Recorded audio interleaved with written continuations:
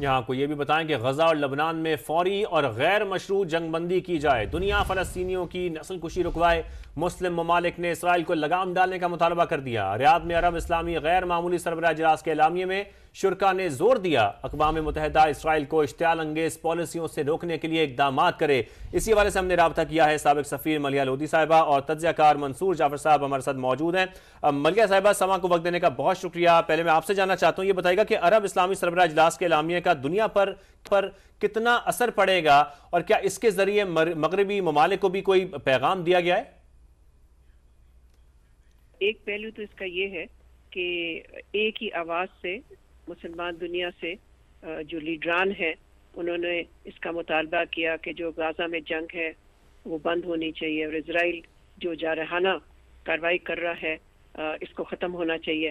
तो इसकी timing important है, इसलिए कि अभी ही अमरीकी इलेक्शन हुआ है और सदर ट्रंप जो कि सदर बन जाएंगे वो अपनी इंतज़ामिया बना रहे हैं, कैबिनेट सिलेक्ट कर रहे हैं।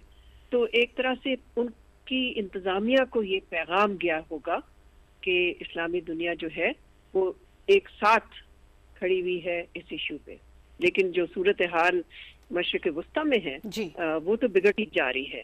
अब देखना हमें ये है कि क्या नई अमेरिकन हुकूमत जो कि अभी बनेगी तो नहीं, ये तो जनवरी में जाके ट्रंप जो है वो इक़्तिदार संभालेगा।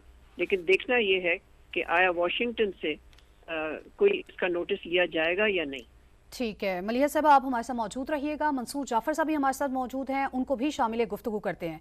मंसूर साहब, एलामिये में इसराइल को हथियारों की तरसील पर पाबंदी का मुतालबा किया गया है, इस पर अमल दरामद कैसे मुमकिन हो सकता है और इस फोरम को मजीद क्या काम करना होगा? यकीनन जी ये एक बड़ी मुस्बत पेशरफ थी, खासतौर पे एक अरब इस्लामिक समिट का। यकीनन ये एक फॉलो इजलास था जो इसराइल को आर्म एम्बार्गो के हवाले से बात की गई है।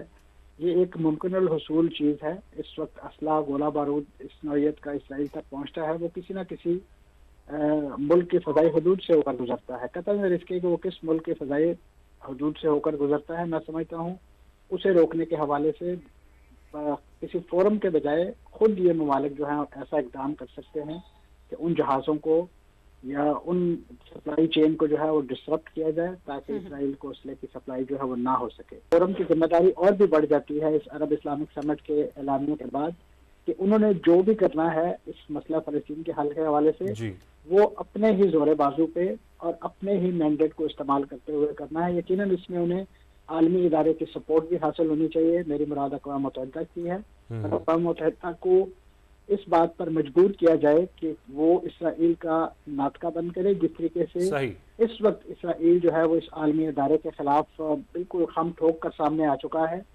ठीक है, मंसूर जाफर साहब और मलिया लोधी साहिबा, आप दोनों का बेहद शुक्रिया। तुर्क सदर तैयब उर्दवान ने COP29 में फ़लस्तीन का मसला उठा दिया। उन्होंने कहा कि गजा और लिबनान में जारी इसराइली जारहियत किसी आफत से कम नहीं। इसराइली रहनुमाओं के मगरबी किनारे को जम करने के बयानात काबिल मजम्मत हैं।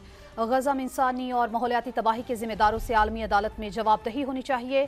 सदर उर्दवान ने कहा कि तुर्की 2026 में COP31 की मेज़बानी का ख्वाहां है।